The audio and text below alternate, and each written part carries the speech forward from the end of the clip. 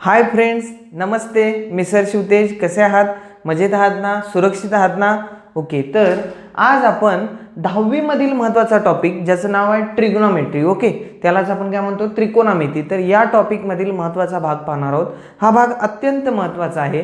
याचं नाव आहे application of trigonometry. म्हणजेच याला आपण काय म्हणतो की त्रिकोणमितीचे उपयोजन. ओके, म्हणजेच काय तर त्रिकोणमिती नेमकी कुठं कुठं वापरली जाते किंवा त्रिकोणमितीची जी तत्व आहेत ती नेमकी कोणकोणत्या ठिकाणी वापरली जातात आपल्या एव्हरीडे लाईफमध्ये, आपल्या जनजीवनामध्ये, वेगवेगळ्या गोष्टींमध्ये त्रिकोणमितीचं उपयोजन कशा पद्धतीनं करता येईल हे नेमकं यामध्ये पाहिलेलं आहे.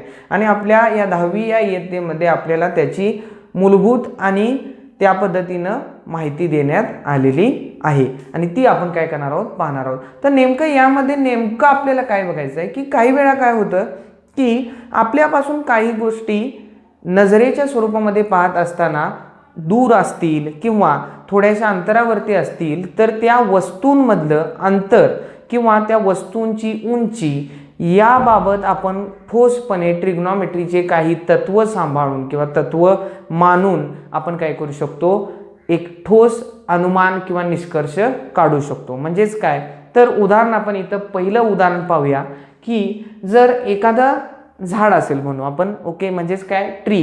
जर एखादं झाड असेल आणि जर आपण त्याच्या बाजूला काही अंतरावरती उभा असू तर नक्कीच आपल्याला त्रिकोणमितीचं उपयोजन करून आपल्या नजरेच्या दृष्टिरेषेतून काही ट्रिग्नोमेट्रिक तत्व वापरून या झाडाची उंची किती आहे किंवा हे झाड आपल्यापासून किती दूर अंतरावरती आहे किंवा आपण झाडापासून किती दूर अंतरावरती आहोत हे सगळी माहिती यामध्ये आपल्याला त्रिकोणमितीचा वापर करून काढता येते. मग याचाच एक वेगळा भाग म्हणून आपण याच पद्धतीचा वापर दुसऱ्या ठिकाणी करू शकतो. म्हणजेच कुठं करू शकतो बघा की समुद्रामध्ये काय असतात तर लाईट हाऊस असतात, बरोबर. म्हणजेच काय दीपगृह असतात अशा पद्धतीचे. ओके, आपण त्याची एक आकृती इथं काढलेली आहे.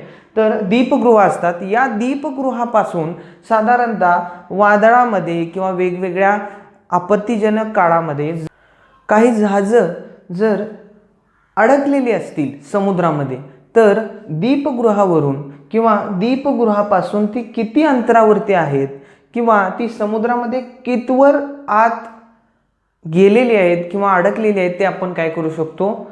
यावरून किंवा ट्रिग्नोमेट्रिकचं तत्व इथं वेगळ्या पद्धतीनं वापरून जमिनीशी किंवा क्षैतिज समांतर रेषेशी निगडीत असलेलं ट्रिग्नोमेट्रिकचं किंवा त्रिकोणमितीचं जे तत्व आहे ते आपण काय करू शकतो? इथं वापरू शकतो. वेगवेगळे रेशोंच्या बाबतीतले निष्कर्ष वापरू शकतो आणि काय करू शकतो?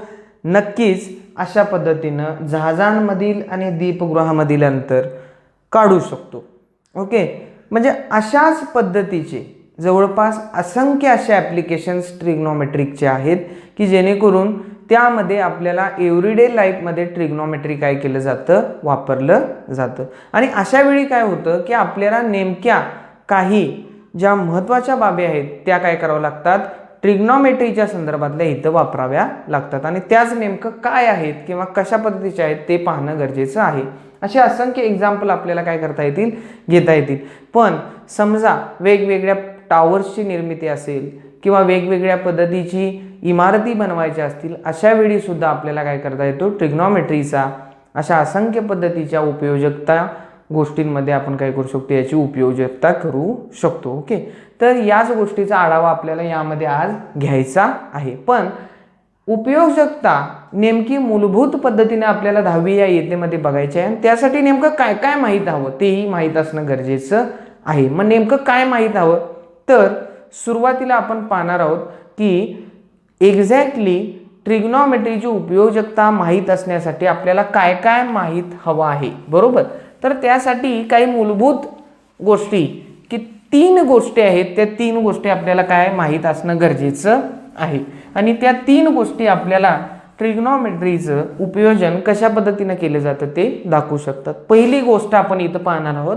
पहिली गोष्ट बघा की जी आपल्याला पूर्णपणे ॲप्लिकेशन ऑफ ट्रिग्नोमेट्री यामध्ये उपयोगी आहे. ओके, बघा त्याचं नाव आहे line of vision. Okay, line of vision. आता लाईन ऑफ व्हिजन यालाच आपण मराठीमध्ये म्हणतो दृष्टिरेषा.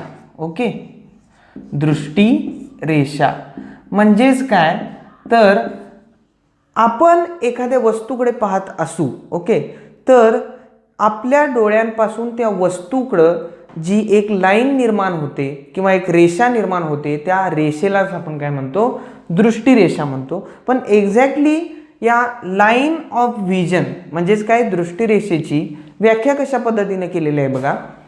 If P is the position, okay, P is the position of observer. Okay, observer. आता P ही पोझिशन आहे ऑब्झर्वरची. म्हणजे काय, तर एखादा निरीक्षक आहे, बघणारा व्यक्ती आहे आणि त्याची P ही एक पोझिशन आहे. आपण काय म्हणू बघा, इथं आकृती आपण पाहतोय, P ही ऑब्झर्वरची, बघणाऱ्याची काय आहे, पोझिशन आहे. Okay, and Q is the object. Okay, Q is the object. म्हणजे Q हे काय आहे बघा, ती वस्तू आहे. Q ही काय आहे, ती वस्तू आहे. बघा, Q ही काय आहे, ती वस्तू आहे. Okay, then the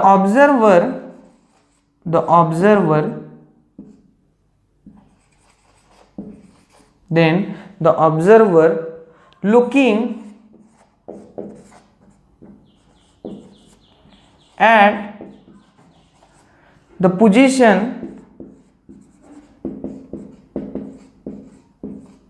of object, then here exists one line. Okay, that name is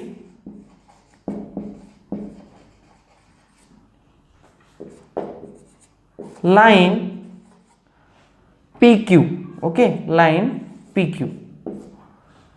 Then this line is known as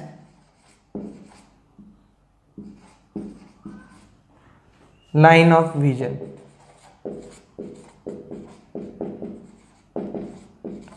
आता आपण इथे काय पाहतोय बघा, की if P is the position of observer. P ही काय पोझिशन आहे, कशाची आहे, ऑब्झर्वरची आहे, निरीक्षकाची P ही पोझिशन आहे. आणि Q इज द ऑब्जेक्ट. आणि Q जे आहे ते म्हणजे काय, पोझिशन ऑफ ऑब्जेक्ट आहे किंवा ती वस्तू आहे, जिच्याकडे आपण निरीक्षक पाहतोय ती वस्तू आहे.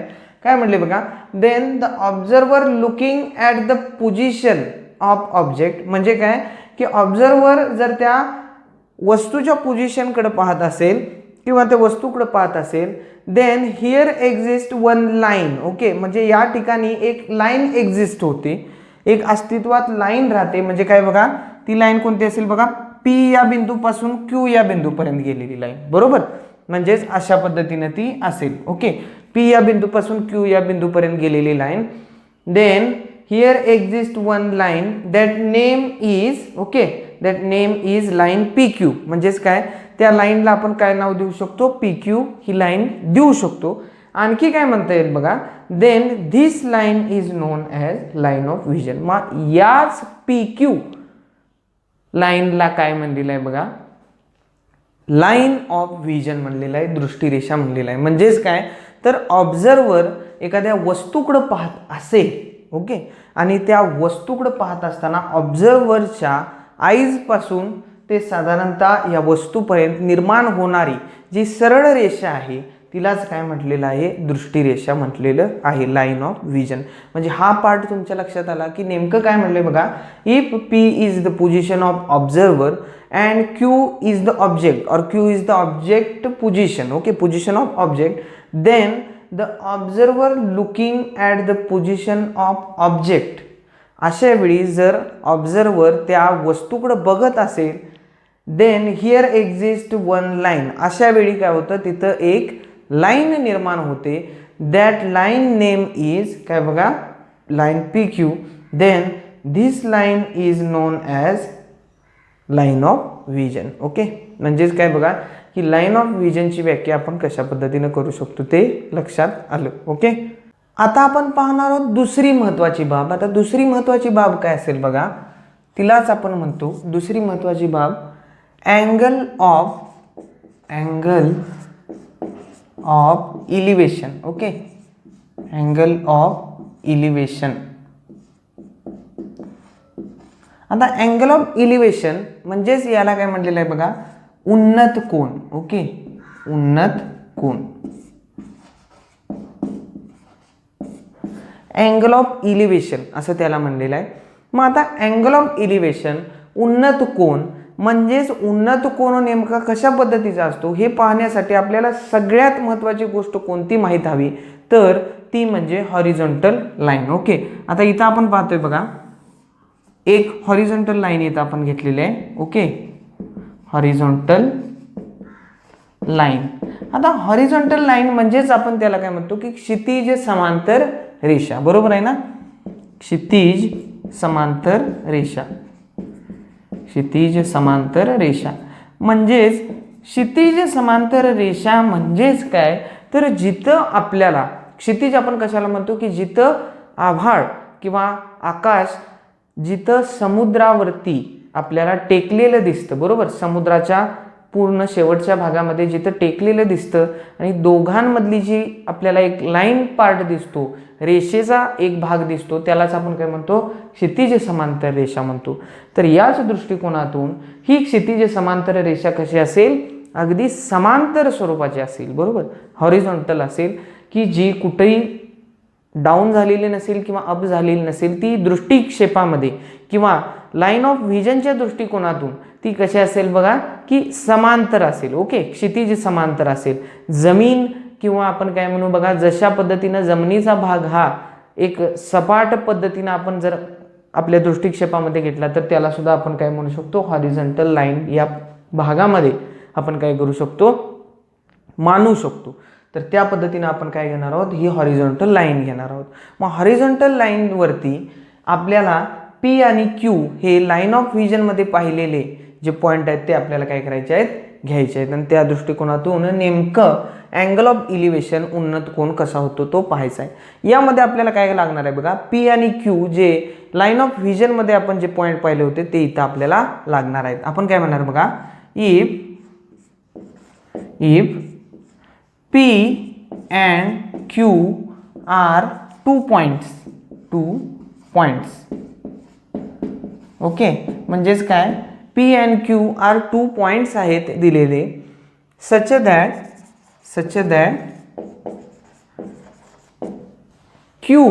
that point Q is higher. Okay, higher level than P, higher level than P, and PM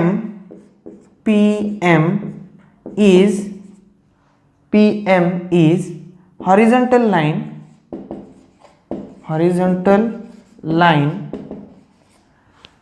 then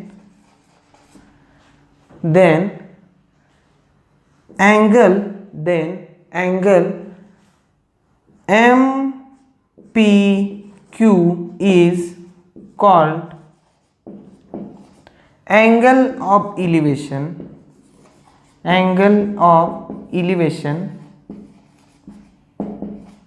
of elevation with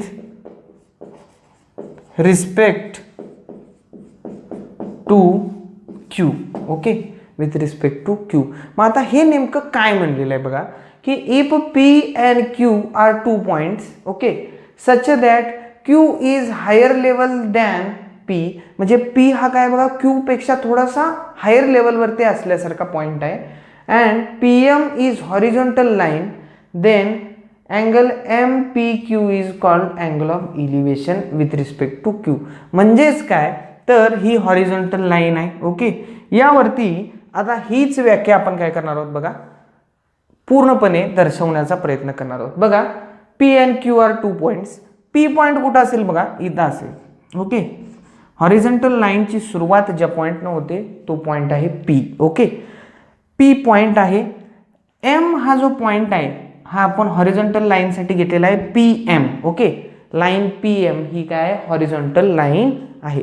आणि काय म्हटले बघा की if P and Q are 2 point such that Q is higher level than P, म्हणजे Q कसं आहे P पेक्षा थोडासा उंचीवरती आहे, तो हायर लेवलला आहे, क्यू हायर लेवलला आहे. तर ओके हायर लेवलला आहे, then P M is horizontal line आणि पी एम ही जर हॉरिझॉन्टल लाईन असेल then angle M P Q म्हणजेच काय एम पी आणि बघा हा झाला Q. Okay, M P Q हा जो अँगल आहे यालाच काय म्हटलं जातं angle of elevation with respect to Q. कारण का आपण हॉरिझॉन्टल लाईनकडून क्यू या वस्तूकडं किंवा क्यू या पॉईंटकडं निघालेलो आहे, बरोबर. म्हणजेच याला काय म्हणलेलं आहे बघा angle of elevation. Okay, angle of elevation म्हटलेलं आहे. यालाच आपण काय म्हणतो उन्नत कोन.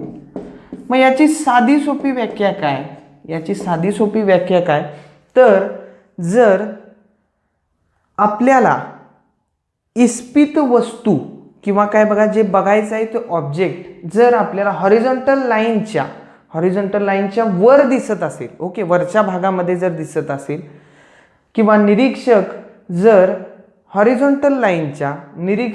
जर क्षितिज समांतर रेषेच्या वर पाहत असेल तर तयार होणारा कोन हा काय असतो उन्नत कोन असतो. हे लक्षात घेणं गरजेचं आहे. आपण व्याख्येनुसार इथं काय केलं या कोनाची मांडणी केलेली आहे. पी एम ही हॉरिझॉन्टल लाईन घेतली आणि पी पासून क्यू हा पी पेक्षा उंचीवरती असणारा पॉईंट घेतला आणि एक्झॅक्टली हॉरिझॉन्टल लाईनच्या वर आपण पाहतोय पी हा काय आहे निरीक्षक आहे आणि क्यू कडे तो पाहतोय, म्हणजेच काय तो वरच्या दिशेनं पाहतोय, हॉरिझॉन्टल लाईनच्या वरच्या दिशेनं पाहतोय. म्हणूनच तयार होणाऱ्या एम पी क्यू या अँगलला काय म्हणलेलं आहे उन्नत कोन म्हणलेलं आहे, अँगल ऑफ इलिव्हेशन म्हणलेलं आहे. म्हणजेच एकच गोष्ट लक्षात ठेवायचं आहे की क्षितिज समांतर रेषेच्या वरती जर ऑब्झर्वर पाहत असेल तर तयार होणारा कोन हा काय असतो उन्नत कोन असतो, अँगल ऑफ इलिव्हेशन असतो. ओके, लक्षात आलं का. आता आपण तिसरी महत्वाची बाब पाहणार आहोत. तिसरी महत्वाची बाब कोणती आहे बघा, त्यालाच आपण म्हणतो angle of depression. Angle of depression. आता अँगल ऑफ डिप्रेशन यालाच आपण म्हणतो अवनत कोन. अवनत कोन. ओके, अवनत कोन. आता अवनत कोन हा नेमका काय असतो मगाशी जसं आपण पाहिलं त्या पद्धतीनं उन्नत कोनाच्या विरुद्ध बाजूला बरोबर अवनत कोन असतो, हे लक्षात घेणं गरजेचं आहे. तर यामध्ये काय असतं बघा अँगल ऑफ डिप्रेशन म्हणजेच काय अवनत कोन. तर यावेळी महत्त्वाची गोष्ट म्हणजे हॉरिझॉन्टल लाईन ही आपल्याला दृष्टिक्षेपात घेणं गरजेचं असतं आणि मगाशी जसं आपण पाहिलं ती देखील काय करली इथं आपण पी एम ही हॉरिझॉन्टल लाईन घेतलेली आहे. आता नेमकं आपल्याला काय करायचं आहे बघा की जशी मगाशी आपण व्याख्या पाहिली त्या पद्धतीनं आपण इकडं अवनत कोनासाठी आकृती तयार करणार आहोत. बघा if P and Q are 2 points, P and Q are 2 points, okay, P and Q हे जर 2 points असतील such that मगाशी Q आपण पॉइंट सुरुवातीला घेतलेला होता, आता काय होणार बघा P such that P is higher, okay, P is higher level than Q, then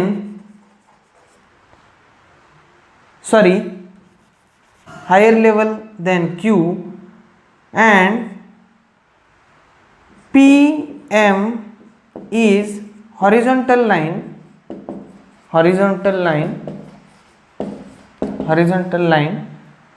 then angle, then angle MPQ,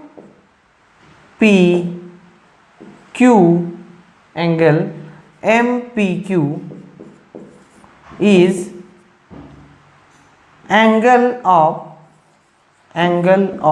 depression, angle of depression with respect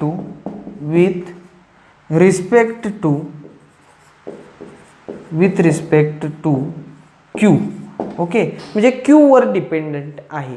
आता नेमकं आकृती पण आता पाहूया. इकडं कसं होतंय बघा की PM ही काय हॉरिझॉन्टल लाईन आहे. आता इथं काय म्हणले बघा, if P and Q are 2 point. आता Q पॉईंट आपल्याला इकडं कुठं तर घ्यायचा आहे, बरोबर. बघा की such that P is higher level than Q, म्हणजे P हा काय आहे बघा, Q पेक्षा वरच्या बाजूला कुठं तर आहे. म्हणजे Q कुठं असणार, P च्या खाली असणार, बरोबर आहे का. Q कुठं असणार आहे, P च्या खाली असणार आहे. म्हणजेच तो इथं जर असेल तर आपण काय करणार बघा, हे P आणि Q हे दोन्हीही जोडणार. म्हणजेच काय होणार बघा, PM is horizontal line. PM ही जर क्षितिज समांतर रेषा असेल तर P पासून Q बिंदू जर आपण जोडला तर तयार होणारा MPQ हा कोण कसा तयार होतो बघा, अशा पद्धतीचा तयार होतो की तो क्षितिज समांतर रेषेच्या खाली तयार होतो. यालाच काय म्हटलं जातं, angle of depression. Okay, angle of depression म्हणजेच आपण काय म्हणतो त्याला, अवनत कोन. अवनत कोन लक्षात येते का, की इथं काय म्हणलेलं आहे बघा, P and Q are 2 points such that P is higher level than Q and PM is horizontal line, then angle MPQ is angle of depression with respect to Q. म्हणजेच काय, जर Q हा काय असेल, P पेक्षा खालच्या भागात असेल आणि जर PM ही जर हॉरिझॉन्टल रेषा असेल, म्हणजेच काय तर P आणि M हे क्षितिज समांतर अंतर असेल आणि P पासून Q हा बिंदू खालच्या बाजूला असेल तर तयार होणारा हा जो कोन आहे तो काय असतो, अवनत कोन असतो. समजा हाच जर वरती झाला असता तयार तर आपण त्याला काय म्हटलो असतो, उन्नत कोन म्हटलो असतो, बरोबर. लक्षात येते का.